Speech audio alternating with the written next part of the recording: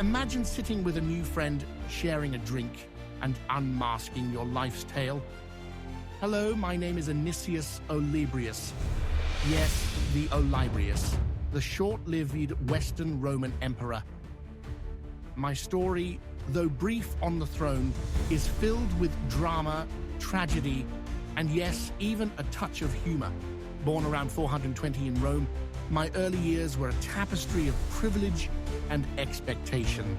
My family, the Anici, was one of the oldest and most respected in the empire, entwined with the very roots of Roman aristocracy. Imagine a grand villa, opulent banquets, and the finest tutors, the makings of a classic Roman upbringing. My father ensured I was well versed in rhetoric, philosophy, and the arts of governance. Little did I know, these lessons were not just for the Senate, but for an imperial destiny. Family played a crucial role in my life. My wife, Placidia, was the daughter of Emperor Valentinian III. This marriage was not merely a union of hearts, but a strategic alliance, weaving me into the fabric of imperial power. I was not just a senator. I was a potential emperor-in-waiting, although at the time it seemed more like a distant possibility than an imminent reality. In the grand halls of Rome and later Constantinople, I observed the intricate dance of politics and power. My time in Constantinople, under the shadow of the Eastern Court, was filled with whispers and glances, each one a reminder of the precarious balance between favor and suspicion. But my story truly begins with the Vandal king Gaiseric. His interest in me was the spark that ignited the fire of my destiny. Little did I know his support would become a double-edged sword. Leo the Fine, the Eastern Emperor, viewed Gaiseric's favor with deep suspicion, setting in motion a chain of events that would lead to my brief and tumultuous reign. As I reflect on those early years, I can see the threads of fate weaving their intricate patterns. Each event, each decision, brought me closer to the imperial purple and to the inevitable challenges that lay ahead. Stay with me, dear reader, as we journey through the corridors of power, betrayal, and fleeting glory. For my tale is just beginning, and the best, or perhaps the worst, is yet to come. In the next part, we'll delve into my unexpected ascension to the throne. How did a wealthy senator become an emperor? The answer lies in a tale of ambition, intrigue, and the whims of powerful men. But first, let's talk about my nemesis, Ricimer.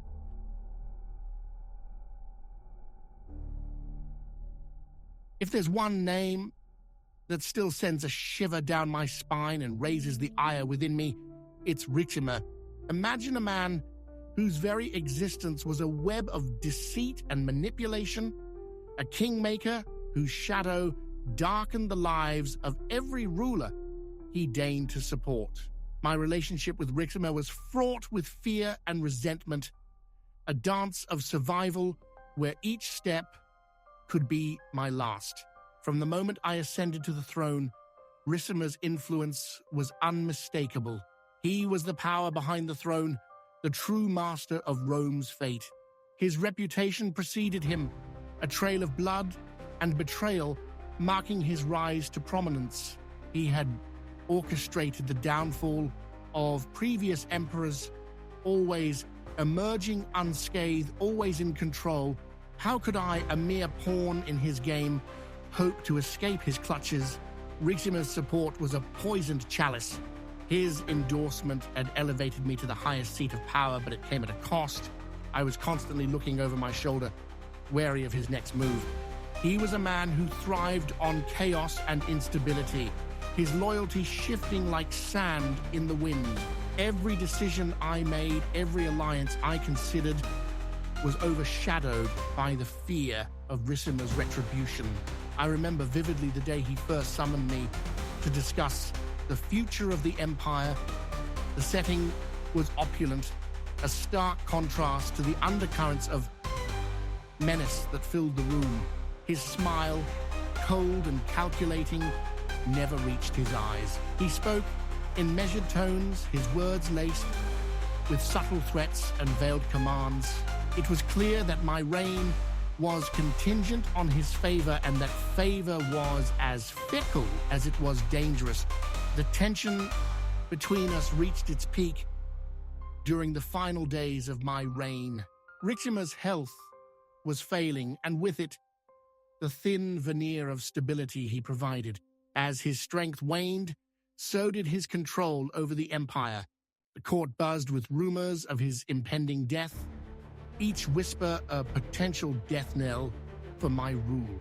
Without Ricimer, I was vulnerable, a target for every ambitious general and scheming senator. But even in his weakened state, Ricimer remained a formidable presence. He had built his power on the foundations of fear and loyalty, and his grip on the empire was not easily broken. I feared that his death would not bring freedom, but further chaos, a scramble for power that could easily end my life.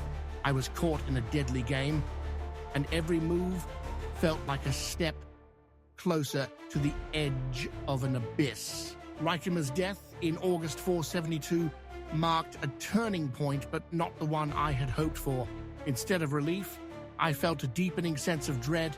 His passing unleashed a wave of instability, and I was left to navigate the treacherous waters alone. The power vacuum he left behind became a battleground, and my position grew increasingly precarious. The very man who had lifted me to power had, in death, sealed my fate. As we continue this tale, reflect on the machinations of Ricimer and the perilous dance of power he forced upon us all. His legacy of betrayal and manipulation is a stark reminder of the dangers that lurk in the shadows of political ambition. Join me as we delve further into the annals of history, uncovering the lessons and warnings that my life and reign have to offer.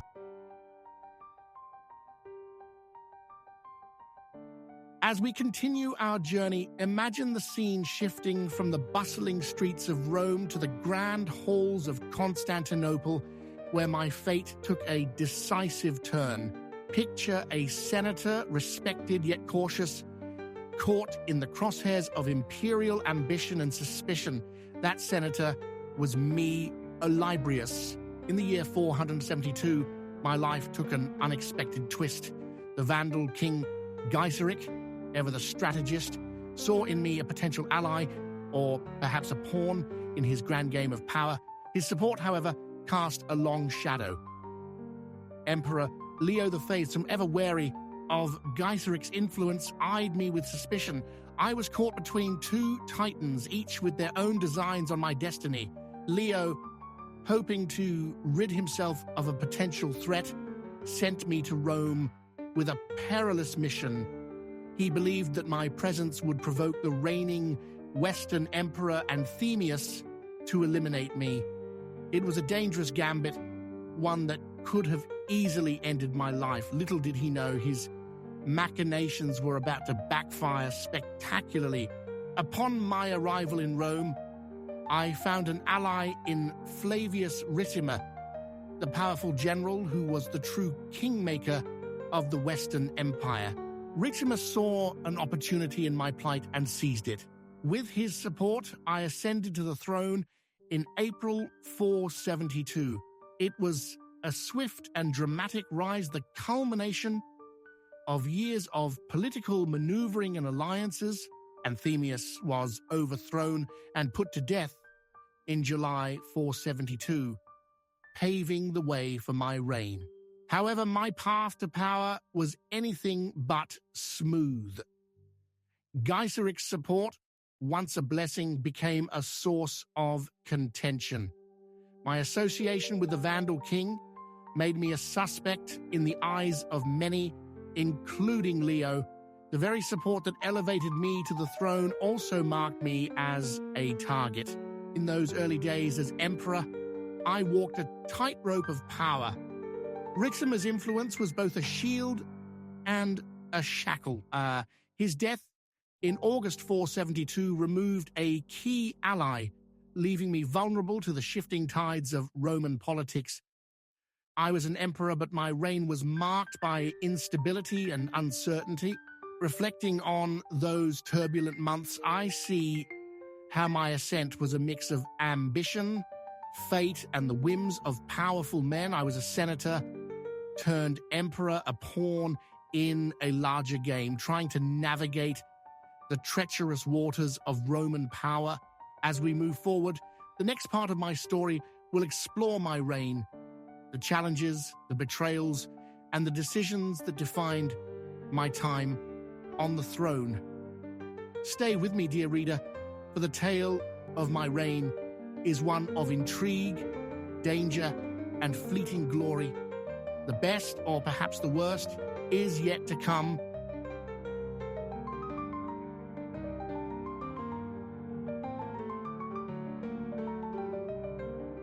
Ascending to the throne was supposed to be the pinnacle of my life, a moment of triumph and validation. But as I took my place as Western Roman Emperor in April 472, I quickly realized that the title of Emperor was as much a curse as it was a blessing. My reign, though short, was riddled with fear, manipulation, and the ever-present threat of betrayal. Gaiseric, the cunning Vandal king, had placed his bets on me, and that was both a boon and a burden.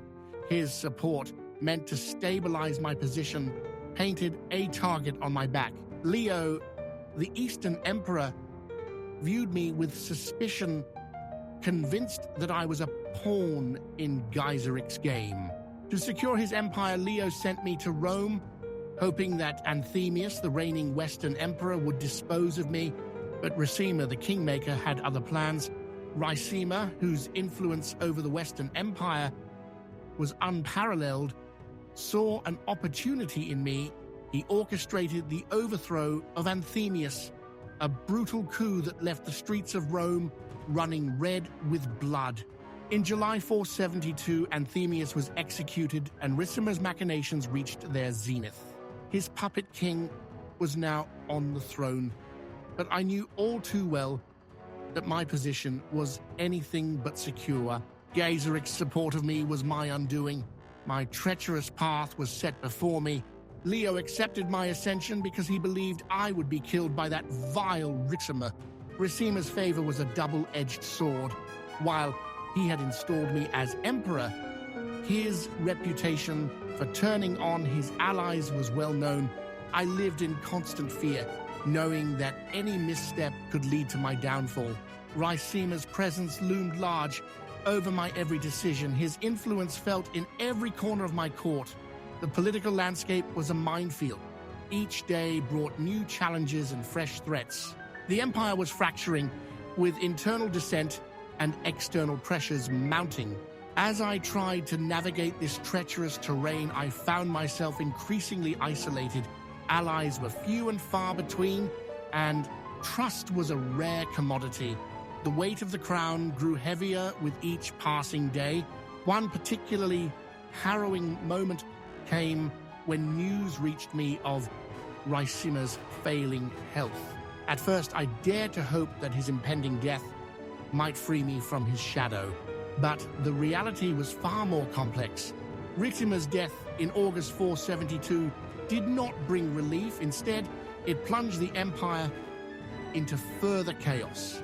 Without his iron grip, factions within the empire began to vie for power, each one a potential threat to my fragile rule. Amidst this turmoil, I struggled to maintain control. My decisions were scrutinized, my every move questioned. The support of the Senate wavered, and the loyalty of the military was uncertain. The very foundation of my reign seemed to be crumbling beneath me. In these dark times, the burden of leadership weighed heavily on my shoulders. I realized that the title of emperor was not merely a position of power, but a test of endurance and resilience. My reign, brief as it was became a testament to the volatile nature of Roman politics and the relentless pursuit of power. As we move forward in this narrative, the ominous clouds gather, signaling the approaching storm. The challenges I faced during my reign were just the beginning, and the tale of my downfall will reveal the true cost of ambition in the twilight years of the Roman Empire.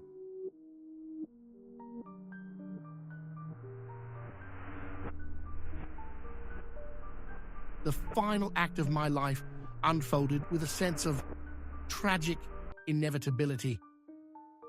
Imagine the days growing shorter, the air thick with the scent of decay, as Rome itself seemed to mourn its own decline. My reign, so brief and fraught with peril, was drawing to a close. The autumn of 472 was a time of increasing tension. My position, already tenuous, became increasingly unstable. The loss of Ricimer had left me exposed to the machinations of those who sought to fill the power vacuum. Each day brought new rumors, new threats, and new betrayals. The very air seemed charged with a sense of impending doom. It was during this time that illness struck me. In those days, an emperor's health was a matter of state security, and my own failing health became a closely guarded secret. But as the illness took hold, my strength waned, and it became impossible to hide the truth. I was dying, and with me, the hopes of those who had placed their trust in my leadership. In those final days, I found myself reflecting on the choices that had led me to this point. My marriage to Placidia, my ties to Gaiseric, my acceptance of Ricimer's support. Each decision had been a step along a path that now seemed fated to end in tragedy. The irony of my situation was not lost on me. I had been elevated to the throne by forces beyond my control, and now those same forces were witnessing my decline. I recall a moment just days before my death when I was visited by a delegation from the Senate. Their faces were masks of concern and fear. Their words carefully measured, they spoke of the empire's future, of the need for stability and continuity, but beneath their platitudes, I could sense their relief. My death would pave the way for a new power struggle, a fresh opportunity for ambition and betrayal. On November 2nd, 472, I took my last breath. The empire I had tried to hold together continued to unravel. My death was not the dramatic climax of a heroic tale, but a quiet, somber end to a life marked by the relentless tides of fate and politics. I passed away in the same city where I had risen to power, leaving behind a legacy of impermanence and transience. As we move to the next part of my story, we will explore the legacy I left behind. What did my brief reign mean for the Western Roman Empire? How did history remember Olybrius, the emperor who ruled for less than a year? Stay with me, dear reader, for the echoes of my life continue to resonate through the annals of history. The lessons of my reign, brief as it was, offer a mirror to the ambitions and follies of power.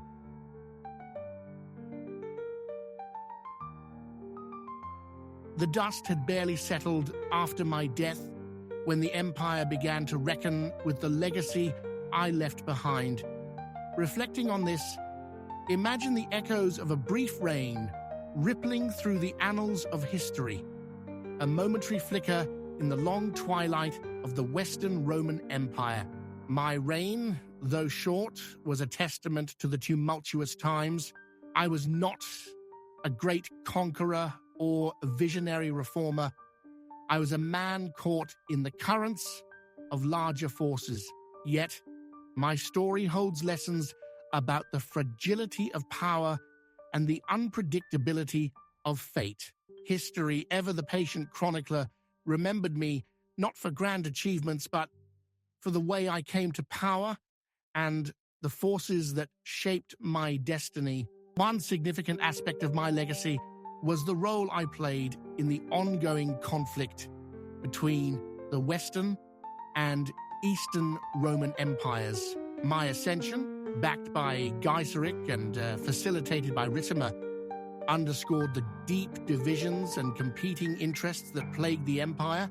Emperor Leo III's refusal to recognize me as a legitimate ruler highlighted the persistent rift between East and West, a division that would continue to undermine the unity of the Roman world. My marriage to Placidia, daughter of Valentinian III, was another key element of my legacy.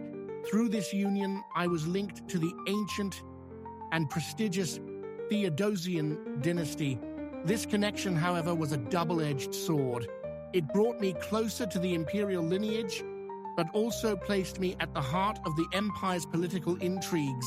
My brief reign and subsequent death marked the end of an era, a final chapter in the story of the Western Roman Empire's decline.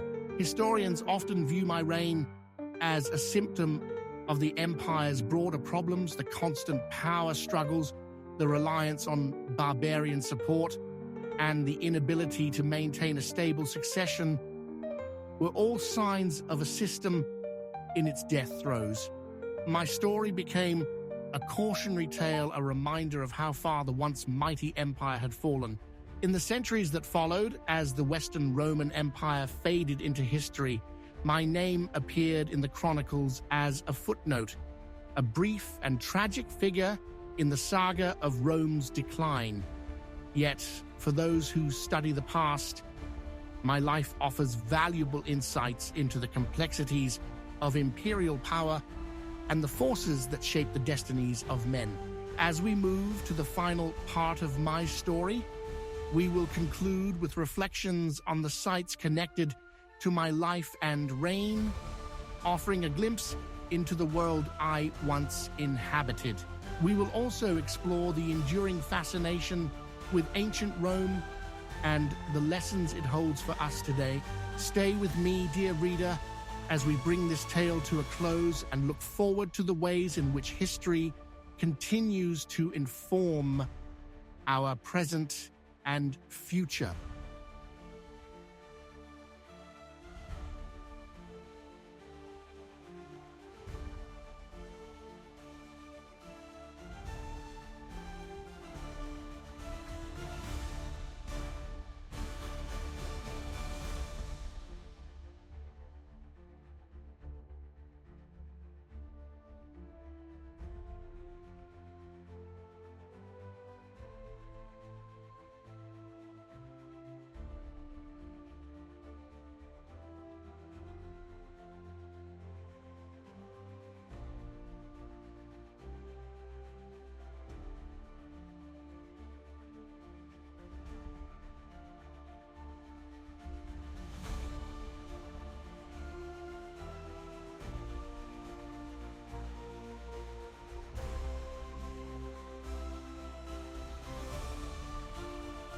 The story of Olybrius, brief and fraught with intrigue, may have come to an end, but the echoes of my life continue to resonate.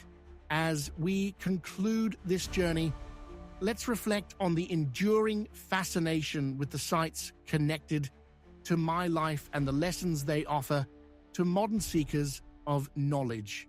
Imagine standing in the ruins of the Roman Forum, where the heart of the empire once beat with life and ambition. Here, among the crumbling columns and ancient stones, you can almost hear the whispers of the past, the political machinations, the grand speeches, and the betrayals that shaped my destiny. The Forum, once the center of Roman public life, now serves as a powerful reminder of the impermanence of power and the inevitability of change. Travel further to the city of Ravenna, the last capital of the Western Roman Empire. In its magnificent mosaics, you can find glimpses of the world I knew, Ravenna's rich history and stunning architecture offer a window into the final days of the empire, a poignant testament to the splendor and fragility of Roman civilization. For those intrigued by the tangible remnants of my reign, ancient coin collecting offers a unique connection to the past. Coins bearing my likeness are rare, but they provide a direct link to the world I inhabited. Each coin tells a story, capturing a moment in time and offering insights into the economic and political realities of the era. Collectors who delve into this fascinating hobby can hold a piece of history in their hands, bridging the gap between past and present. The Numismatic Guarantee Corporation, NGC, plays a crucial role in ancient coin grading, ensuring authenticity, assessing condition, and providing standardized grading to help collectors make informed decisions. In this example, we have a coin of myself dated from March to 23rd October 422, minted in Mediolanum, featuring a pearl diademed, draped and cuirassed bust right, showcasing the intricate craftsmanship and historical significance of ancient Roman coinage. As we reflect on my life and reign, let us consider the broader lessons of history. The Renaissance spirit, a philosophy dedicated to the pursuit of knowledge and understanding, invites us to explore these connections. In embracing the Renaissance spirit, we look to the past, not merely to remember, but to learn, grow, and better our world. Thank you for watching and engaging with this exploration of history. Our channel, known as the Renaissance Spirit, is dedicated to the pursuit of a just, equitable, and humanitarian world.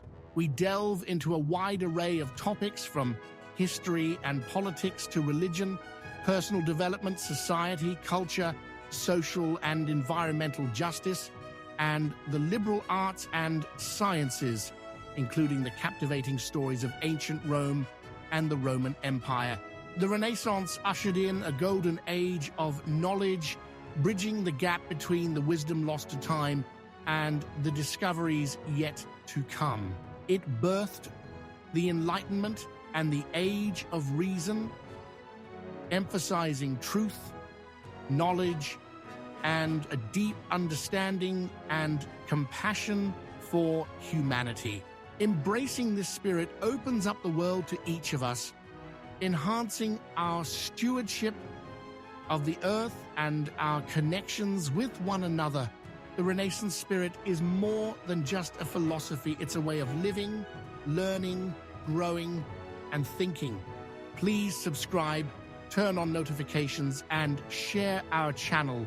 If you seek to explore and experience the richness life has to offer, you'll enjoy the other videos on our channel. Taking a moment to peruse them and share your thoughts in the comments. Let us know what resonates with you and what other topics you'd like to see covered. But first, take the quiz to see if you embody the Renaissance spirit. Live the Renaissance spirit.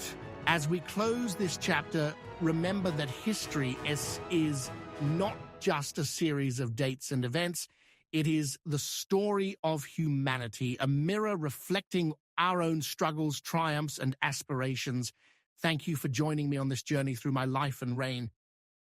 May the lessons of the past inspire you to seek knowledge, embrace wisdom, and live with purpose.